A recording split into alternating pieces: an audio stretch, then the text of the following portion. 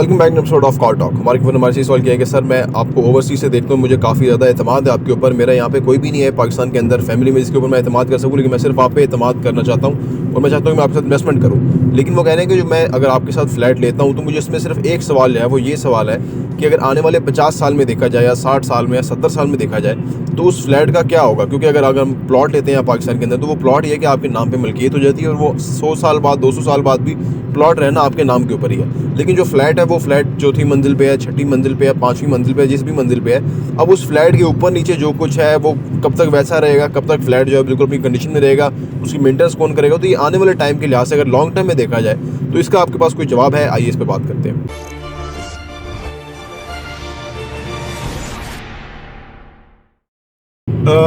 बिस्मिल्लाहिर्रहमानिर्रहीम, अस्सलाम वालेकुम रहमतुल्लाहि वबरकातुहू। देखिए जी, जो फ्लैट्स बनते हैं ना बैरिया DHA वगैरह, इनकी उम्र तो 100 साल होती है कि ये फ्लैट्स रहेंगे और ये रेंटल मॉडल पे ज़ाहिर सी बात है जो रहेगा वो किराया पे करेगा और हर साल 10% एनुअल इंक्रीज़ होता रहता है रेंट, और हम रेंट कलेक्ट करके अपने क्लाइंट्स को बेचते भी हैं। जो ओवरसीज़ पाकिस्तानी है उसकी वजह ये कि वो ये सर्विस है जो कि हम उनको देते हैं और फिर हमारे साथ वो फर्दर रिपीट बिजनेस भी करते हैं। जहाँ तक आपने ये फरमाया कि ये जो फ्लैट है ये अगर कल को 50 साल बाद क्या होगा, मैं आपको ये एग्जांपल देता हूँ ना, जिस तरह से ये फ़लस्तीन के अंदर हुआ या इस तरह की बिल्डिंग के ऊपर खुदा ना खास्ता ब्लास्ट हो गया, बम गिर गया, मिसाइल गिर गया और बिल्डिंग तबाह हो गई। टर्की में ज़लज़ले आ गए थे, उसमें डैमेज हो गई थी।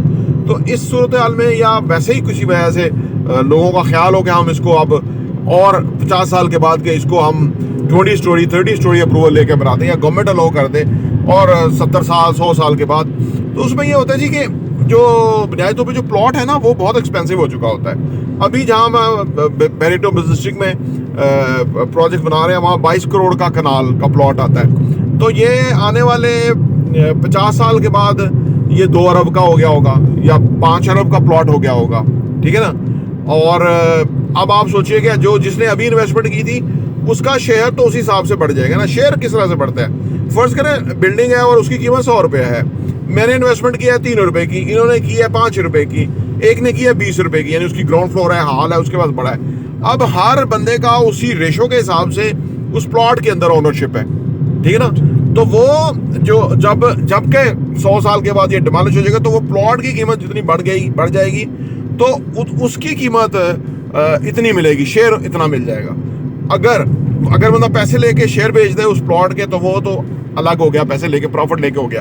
अगर वो चाहता है कि नहीं मैं बिल्डिंग को ना मैं खुद बनाऊंगा, मतलब मैं उसमें शामिल हूँ, जब दोबारा बनेगी 30 स्टोरी बिल्डिंग नेचुरली उसके ऊपर एक कॉस्ट होगी और एक प्रॉफिटेबिलिटी होगी, तो वो इक्वली उसके अंदर जो है ना पार्टनर होगा, या तो वो शेयर बेच देगा या वो इन्वॉल्व रहेगा। एक मैनेजिंग बॉडी होगी जो कि वो उस वक्त हम तो नहीं होंगे और उस वक्त वो बनाएगी, आपकी भी आगे नस्लों की नस्लें होंगी। तो ये इस तरह से है जी। तो ये कॉमन सेंस की बात है, क्योंकि जो अपार्टमेंट है वो प्लॉट के ऊपर खड़ा हुआ है। वो ये नहीं हो सकता कि अपार्टमेंट वाले जो है वो तो उनकी तो कोई वैल्यू नहीं, और सिर्फ ग्राउंड फ्लोर वाले की ग्राउंड है तो वो तो लोअर ग्राउंड भी है, फिर वो मालक हुआ जिसकी बेसिस के अंदर है। तो ये बेसिकली इस तरह नहीं है जी। तो ये कोई ऐसा मामला है नहीं।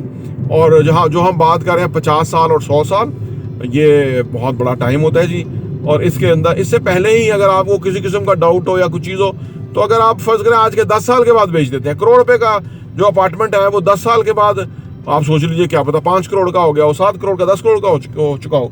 तो ये इस तरह से है। अब ये जो अपार्टमेंट का जो फिनोमेना आ गया है इसके अंदर लोग ज़्यादा इन्वेस्टमेंट कर रहे हैं इंस्टेड ऑफ प्लॉट्स के अंदर ना, क्योंकि प्लॉट्स ना अप्रिशिएट नहीं होते, डिमांड में नहीं आते। तो ये अपार्टमेंट जो है डिमांड में है, कोई भी रह सकता है, फौरी तौर पे ऑफिस बन सकता है, घर शिफ्ट हो सकता है, एक छत है, एक रहने की बेहतरीन जगह है। तो ये बेसिकली जो चीज़ है इस सूरत हाल के अंदर है।